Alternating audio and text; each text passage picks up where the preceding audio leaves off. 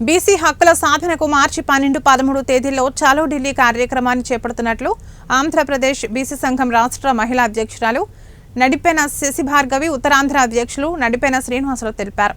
శనివారం ఉదయం జమ్మూలో వారి నివాసం వద్ద ఏర్పాటు చేసిన విలేకరుల సమావేశంలో వారు మాట్లాడుతూ దేశ ప్రధాని నరేంద్ర మోడీ నాయకత్వంలో బీసీల సంక్షేమానికి పెద్దపీట వేశారని చెప్పారు. బీసీ కార్పొరేషన్ ద్వారా సబ్సిడీ రుణాలు మంజూరు చేసి అభివృద్ధికి చర్యలు తీసుకున్నారు.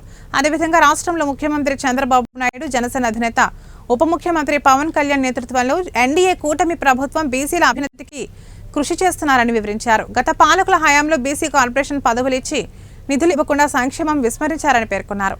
దేశ ప్రధాని నరేంద్ర మోడీ బీసీ సామాజిక వర్గానికి చెందిన వ్యక్తిగా ఆయన ఆధ్వర్యంలో కూటమి ప్రభుత్వం బీసీల సంక్షేమానికి పెద్దపీట వేశారని చెప్పారు. బీసీ అంటే బ్యాక్వర్డ్ కాస్ట్ అని కాకుండా బీసీ అంటే back bone of the nation అనే రకంగా ఈరోజు ఖచ్చితంగా తెలుస్తుందనే విషయాన్ని కూడా మేము చెప్తున్నాం. మరి బీసీలు అంటే ఓట్లు వేయడానికి ముందుకు వచ్చినప్పుడు మాకు రిజర్వేషన్ ఎందుకు కల్పించట్లేదనే విషయాన్ని కూడా ఈరోజు అడుగుతున్నాం. చలో ఢిల్లీ కార్యక్రమంలో భాగంగా మార్చి 11, మార్చి 12 తేదీల్లో రాబోయే రోజుల్లో ఖచ్చితంగా మేము వెళ్ళి అక్కడ ఖచ్చితంగా పోరాటం చేస్తామని, మహిళలకు 50% రిజర్వేషన్ వచ్చే రకంగా ఖచ్చితంగా మేము ముందుకు నడిపిస్తామని. ఈ రోజు కూడా మహిళలు ముందుకు రావాలంటే భయపడుతున్నారు, ఉద్యోగాలకు ముందుకు వెళ్తున్నా సరే రాజకీయంలో ముందుకు రావాలంటే భయపడుతున్నారు, ఏదైనా ఒక సమస్యను బయటికి చెప్పాలంటే భయపడుతున్నారు. అలాంటి సమస్యలతో ఎంతో మంది లోపలే ఉండిపోతున్న పరిస్థితి కూడా ఈరోజు చాలా విషయాల్లో చూస్తున్నాం. మహిళలపై జరుగుతున్న అన్యాయం మనం చూస్తున్నాం. ఎవరో వచ్చి ఒక మాట చెప్తూ ఉంటారు, మేము చేస్తాము చూస్తాము అని, కానీ చూసింది లేదు, చేసింది లేదు.